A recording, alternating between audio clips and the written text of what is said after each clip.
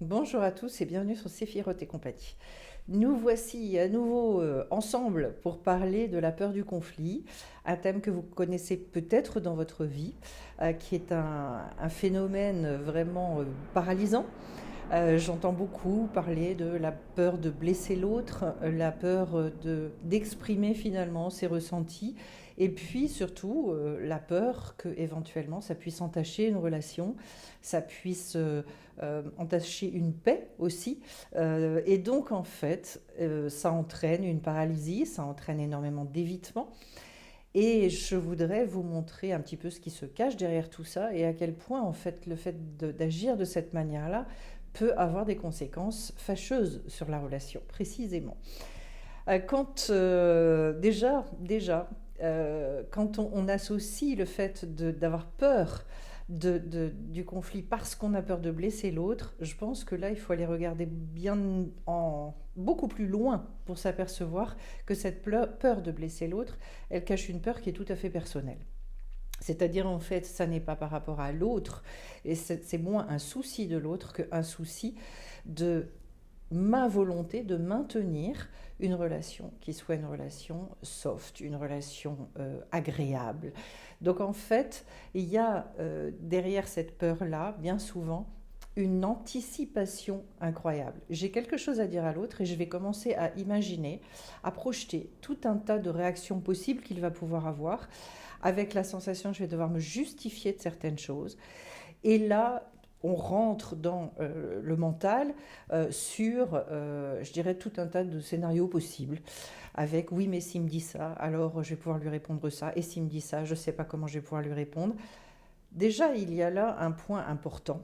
C'est de se dire que votre réalité à vous, votre vérité à vous, elle n'a pas besoin d'être forcément entièrement, j'allais dire, objective, en ce sens qu'elle va forcément être connotée dans votre manière à vous d'appréhender les choses. Et donc, même si ça ne parle pas à l'autre, ça ne veut pas dire que ce que vous ressentez n'est pas vrai. Autrement dit, et même si l'autre se défend de certaines choses, il n'empêche que votre ressenti, ce que vous avez vécu et la manière dont vous l'avez vécu, c'est bel et bien là, et que c'est une chose que l'autre doit être capable d'entendre. Donc en fait, il y a déjà une première chose, c'est être sûr de vous, sûr de vos ressentis, et ne pas vous laisser déstabiliser. L'autre a le droit de ne pas être d'accord. Ça ne veut pas dire parce que l'autre ne valide pas vos ressentis que vos ressentis ne sont pas justes. C'est un premier point qui est extrêmement important. Parce que dans ce cas-là, si l'autre remet en cause ce que vous lui dites dans vos ressentis propres, ça veut dire qu'il se met à votre place et que personne ne peut se mettre à votre place. On ne peut pas nier la manière dont vous vivez les choses, ça n'est pas possible. Alors, ça c'est déjà un premier point. Deuxième point très important, la... l'évitement, je dirais, de la confrontation vient du fait que bien souvent, justement, il y a une part d'inconnu. Je vais aller voir quelqu'un, je ne sais pas comment ça va se passer. Et donc, comme moi, je veux obtenir un résultat bien spécifique, dans la relation avec l'autre, je veux qu'on maintienne, par exemple, la paix, les sourires, et qu'on puisse continuer à avoir une relation qui est hyper fluide. Alors, dans ces cas-là, je vais tout retenir, je vais rien dire pour maintenir cette fluidité. Ce dont on ne se rend pas compte, c'est que d'abord, on ne se rend pas service à soi-même. Pourquoi? Parce que tant qu'on n'a pas dit, ça veut dire que la chose que vous avez vécue et qui n'a pas été exprimée, elle reste là. Ça n'est pas possible autrement. Voilà. Donc au lieu de construire quelque chose, vous êtes déjà en train, je dirais, de mettre des coups de canif dans la relation, de générer des ressentiments, de générer des difficultés, et ces difficultés-là, petit à petit, elles s'accumulent. Quand les difficultés sont vraiment très très grandes, très grosses, on a tendance à se dire là je n'ai plus le choix, je vais devoir y aller. Mais tant qu'on se dit c'est supportable, donc non, non, mais ça je ne vais pas le dire, je vais me taire, je vais m'asseoir dessus. Et puis une deuxième, et puis une troisième fois, puis une quatrième fois. Et au bout d'un moment, en fait, il y a une espèce d'accumulation, et l'autre n'a pas été prévenu de ça. Donc en fait, la relation, elle se délite, non pas parce que vous avez évité, enfin oui, parce que vous avez évité le conflit, au lieu éventuellement de générer un conflit qui aurait pu se résoudre. Bon. Et donc vous anticipez aussi une autre chose, c'est que la personne qui est en face de vous, elle va refuser d'entendre, elle va refuser de co-construire avec vous quelque chose en respectant le fait qu'à un moment donné, vous avez besoin d'être entendu à tel ou tel endroit. C'est très intéressant de constater ça, parce que ça veut dire aussi, en faisant de cette manière-là, qu'en fait, vous renoncez finalement à exister à un moment donné, au profit de ce que vous imaginez être quelque chose de positif. Alors qu'en fait, c'est exactement l'inverse qui se passe. De toute façon, et à chaque fois que vous refusez d'exister, à chaque fois, ça va générer une souffrance intérieure, un blocage, une paralysie qui marque, qui informe. Et donc, quand vous allez vous retrouver face à la personne, petit à petit, se développe une peur, par anticipation, de j'espère que cette fois-ci, elle ne va pas refaire, j'espère que cette fois-ci, elle va comprendre. Ça aussi, c'est une chose que j'entends beaucoup, et notamment chez les inclassables, c'est-à-dire subtilement, non mais j'ai essayé de lui faire comprendre, j'ai essayé de, mais je ne suis pas allée bille en tête et je n'ai pas exprimé les choses avec suffisamment de clarté et de fermeté pour que la personne comprenne qu'à un moment donné, ça n'est plus possible, par exemple. Et que donc je dis non à certains modes relationnels qui ne m'a pas convenu à un moment donné. C'est donner l'opportunité finalement à l'autre de se repositionner complètement différemment. On anticipe là, et c'est pour moi le nœud de beaucoup de relations, on anticipe des rejets éventuels, des refus éventuels en face. C'est-à-dire, j'aurais tellement aimé que finalement la personne, elle puisse m'entendre à ce niveau-là, elle puisse respecter mon besoin à ce niveau-là. Et ça peut être aussi une anticipation de la déception. Je n'ai pas envie d'être déçue, j'ai envie de maintenir ce lien, j'ai envie de continuer à partager. Alors, le gros souci, c'est est-ce que ce qui s'est passé en cas d'éventualité de conflit, ce que vous avez évité en tout cas, et ce qui a généré cette nécessité de s'exprimer, est-ce que ça vous êtes capable de le gérer en interne ou pas? Et la plupart du temps, j'allais dire dans 95 ou 99% des cas, ça n'est pas possible de le gérer en interne, il y a besoin de l'exprimer. C'est pour ça que par exemple dans les couples, la nécessité de la communication, elle est absolument évidente, primordiale. Pourquoi? Mais parce que ce sont ces accumulations de petites choses qui font qu'au bout d'un moment, le couple n'existe plus, le couple se délite, j'allais dire, il se vide de sa substance. Pourquoi? Parce que quand on a été heurté, quand on a été non reconnu dans certains besoins, etc., petit à petit, on va développer une certaine défiance, une méfiance vis-à-vis de l'autre. Donc ça fait qu'on s'éloigne petit à petit, au lieu de se rapprocher. C'est-à-dire que la confrontation, à un moment donné, c'est quelque chose d'extraordinairement constructif. Et c'est là que vous allez extrêmement vite mesurer, à la fois si la personne en face de vous est capable de vous écouter, de respecter ça, si elle est capable aussi de se remettre en question, si elle est capable d'être créative et de pouvoir réinventer un mode relationnel, de renoncer à certains comportements qui ont été des comportements heurtants ou agressifs, colériques, des comportements qui étaient inappropriés vis-à-vis de vous. Donc vous comprenez bien qu'en fait, en fonctionnant comme ça, on fonctionne à partir d'une zone qui est une zone d'immaturité profonde. Et en renonçant, on est en train de fausser la relation et de créer finalement une relation qui n'a pas de base solide, ça n'est pas costaud. Et petit à petit, cet éloignement va faire que beaucoup de personnes finissent par préférer renoncer à la relation plutôt qu'essayer de la construire. Donc se taire, ça participe à la destruction de la relation, alors que parler, s'exprimer, c'est justement ça qui va faire que plus on va avancer, plus on va se rapprocher de l'autre, plus l'autre aussi va comprendre qu'en face de l'amour, il y a besoin de respect. Et nous, c'est pareil vis-à-vis des autres d'ailleurs. C'est-à-dire que si à un moment donné, on manque de respect, on a été, on n'a pas suffisamment tenu compte de la personne en face, qu'on soit capable aussi d'entendre ça. C'est-à-dire que tour à tour, on est à la fois enseignant pour l'autre et on est aussi élève parfois de l'autre. C'est toute la, je dirais, la base finalement de la relation humaine qui est source d'élévation en termes de maturité et de progrès énorme. C'est pour ça qu'en fait, éviter ça, c'est se maintenir dans un état relativement infantile et c'est maintenir l'autre aussi dans un état relativement infantile. Et j'aime beaucoup cette idée que finalement, notamment dans le couple, eh bien, certaines personnes avec lesquelles j'ai étudié disaient que pour, je dirais, établir une véritable confiance au sein d'un couple, il faut 10 ans de travail et 10 ans de travail intensif tous les jours. C'est-à-dire, et comment était définie la confiance, c'est quand l'autre me fait une remarque, je ne le prends pas comme un reproche. Je le prends justement comme quelque chose pour continuer à construire, pour continuer à élaborer, à élever les choses. Je vais prendre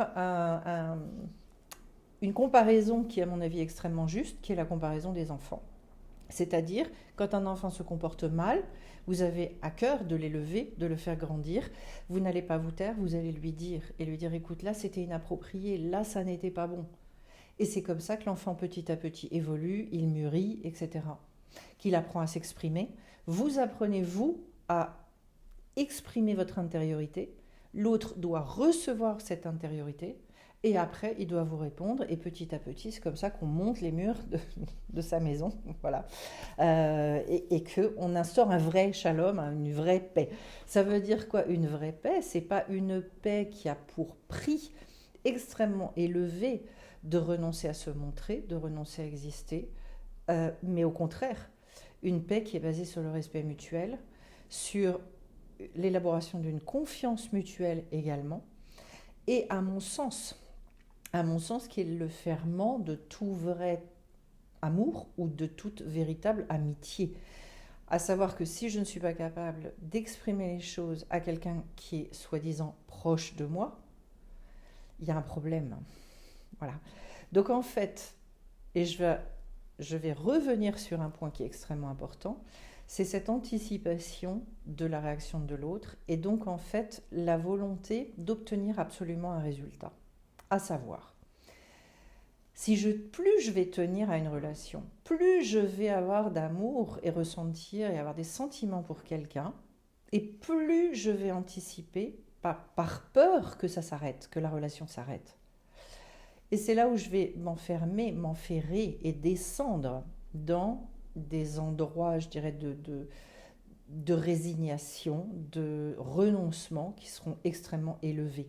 C'est pour ça qu'il y a des personnes qui sont relativement, je dirais, à l'aise dans les relations amicales, mais extrêmement mauvaises dans les relations familiales. Voilà, qui sont incapables de dire quoi que ce soit. Ou alors, on peut être à l'aise au niveau professionnel, et puis c'est une catastrophe en amour. Voilà. Pourquoi? Parce que, en fait, à partir du moment où c'est ma relation de couple qui est en jeu, alors je vais être en panique, parce qu'on ne sait jamais. Et si je pouvais remettre en cause l'amour de l'autre? Et là, je vais aller loin, mais je vous dirai de toute façon qu'une personne qui vous dit qu'elle vous aime, et qui n'est pas capable de faire cette remise en question, qui n'est pas capable d'écouter vos besoins, vos remarques, vos demandes je dirais, de prise en compte de qui vous êtes, de vos ressentis. Est-ce qu'on peut véritablement appeler ça de l'amour?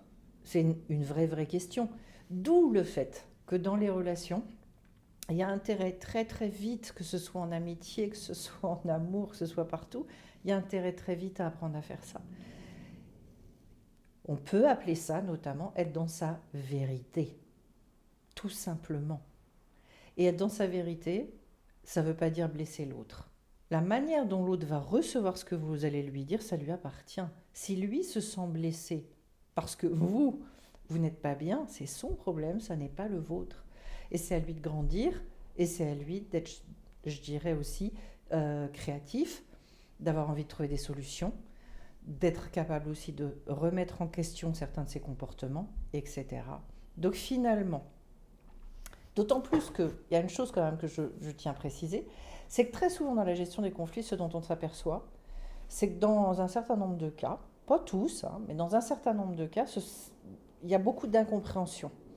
Des fois, en fait, on a analysé ce qu'a dit l'autre d'une certaine manière, parce que nous-mêmes, on a des complexes, ou qu'on n'était pas bien ce jour-là, ou que ceci, ou que cela. Et donc, on a projeté certaines choses sur l'autre, alors que l'autre ne voulait pas, en fait, dire les choses de cette manière-là. En tout cas, son but, ses intentions n'étaient pas du tout ce que nous avons vécu. C'est juste une parenthèse, mais c'est très intéressant de constater que sur un certain nombre de cas aussi, c'est plus de la maladresse, et que rien que le fait d'arriver à en parler, ça rétablit tout de suite les choses, et que l'autre va être plus attentif la fois d'après pour se dire, attention, je vais me méfier, je vais faire plus attention à la manière dont je vais parler, pour être bien sûr que ce soit reçu avec la bonne intention, celle qui est la mienne, la véritable. Voilà. Donc, on a tout intérêt, et finalement, vous comprenez bien pourquoi les relations qui dégénèrent, ce sont des relations qui sont restées sur des zones d'immaturité. Ce sont nos immaturités cumulées qui font qu'au bout d'un moment, la relation, elle n'arrive pas à se construire. Donc il y a multitude de blessures, multitude d'incompréhensions, multitude de plein de choses qui fait que, à un moment donné, la relation, elle va s'arrêter. Vous comprenez que c'est en étant dans l'évitement et le renoncement qu'en fait, on va arriver à ce qu'on ne voulait pas obtenir, c'est-à-dire éventuellement des cassures, des véritables éloignements. Et donc, un besoin, mais prégnant, extrêmement important, d'y aller en sachant que vous, votre seul rôle, c'est d'être dans votre vérité, de laisser l'autre libre de réagir comme il a envie de réagir. Et dans la liberté que vous offrez à l'autre, c'est là que vous allez vous apercevoir véritablement de là où il en est. Est-ce que ça vous convient? Est-ce que ça ne vous convient pas? Et après, de pouvoir continuer. Et j'avance. Une chose, et je pense une règle très importante pour vous dire, est-ce que oui ou non, là, j'aurais dû dire quelque chose et je ne l'ai pas dit. C'est s'il vous reste des choses sur le cœur. Si vous avez des choses qui vous sont restées sur le cœur, ça veut dire que vous auriez dû le dire et vous ne l'avez pas fait. Donc il faut le faire. Voilà. Je sais que ça n'est pas toujours facile, c'est un apprentissage, mais c'est quelque chose d'extrêmement important. Souvenez-vous d'une chose, de toute façon, c'est que la peur du conflit, ce n'est pas tant la peur de blesser l'autre, ça n'est pas vrai. C'est la peur, c'est une peur intérieure de ne pas savoir comment l'autre va réagir. Et donc d'arriver à un résultat dans la relation que vous redoutez. Ce que je peux vous dire par rapport à ce thème-là, d'abord, c'est extrêmement responsabilisant de fonctionner comme ça. Et puis, c'est en lien aussi avec, justement, la confiance qu'on va accorder à l'autre. Donc, si je n'ai pas confiance dans l'autre, dans ma tête, je vais me dire, oui, mais il ne va pas accepter d'entendre. Oui, mais il risque d'avoir une réaction violente. Oui, mais ceci et cela, etc. Ça veut dire que finalement, ce manque de confiance en l'autre, c'est ça aussi qui fait que vous le maintenez dans une vision que vous avez vous-même de lui. C'est très intéressant de constater que quand nous, on change et qu'on grandit, qu'on mûrit dans la relation, l'autre est obligé de se repositionner et lui aussi, il va grandir, il va évoluer, il va mûrir. De toute façon, si on ne le fait pas, ça veut dire que vous le maintenez dans cet état, je dirais, dans un état d'infantilisation. Donc ne vous étonnez pas qu'au bout d'un moment, ce soit insupportable pour vous. Voilà. Autrement dit, mais vraiment, vous voyez, tout le principe relationnel, ce sont à chaque fois des grands boosters de maturité, pour l'autre comme pour vous-même. Ça, c'est une certitude. Je précise, avant de vous quitter, que justement, il va y avoir donc un démarrage là sur le mois de mai, démarrage de coaching de groupe pour mutualiser, je dirais, notamment les coûts et que ce soit accessible à beaucoup de gens, avec donc 2 entrevues dans le mois, et que le premier thème que je vais aborder, ça va être justement comment est-ce que je peux éviter dans ce type de relation de partir sur une espèce de fusion avec l'autre. C'est-à-dire émotionnellement, il y a beaucoup de personnes qui, en cas de conflit, je dirais, glissent complètement, se perdent, se déconnectent d'elles-mêmes, ne savent plus, elles avaient des choses à dire, elles savent plus ce qu'elles avaient à dire, elles sont, enfin bon, c'est un gros brouillard, c'est un gros bazar dans leur tête, c'est un gros bazar dans leur cœur, et du coup ont l'impression de ne pas avoir su exprimer, d'être passé à côté de quelque chose. Euh, Comment est-ce qu'on fait pour finalement ne pas se laisser absorber par l'autre quand on a des choses qui ne sont pas forcément faciles à dire, à transmettre. Et ça aussi, euh, je, je pense que ça nécessite un certain nombre d'exercices, un certain nombre de cas pratiques, on va dire, pour pouvoir éviter cette espèce de glissade. C'est comme une espèce de trou noir à un moment donné où finalement, comme si je n'étais plus connectée à moi-même. Voilà. Donc, ce sera le premier thème que je vais développer dans ce coaching de groupe. Très bientôt sur le site, je vais lancer cette formation. Et puis, je reviendrai vers vous pour vous préciser à quelle date ça va commencer. Ce sera un soir de toute façon dans la semaine. Et je me réjouis d'avance de tous ceux qui pourront être aidés au travers de ce thème-là, pour finalement avoir une vie qui est beaucoup plus light, beaucoup plus légère dans la relation, parce que c'est quand même une grosse, grosse partie de notre vie et qu'il y a beaucoup de gens qui souffrent beaucoup de tout ça. Je vous remercie d'avance pour vos commentaires, pour vos likes, ça me fait toujours très plaisir. Et puis j'espère vous retrouver bien vite sur la chaîne. Bye bye à tous.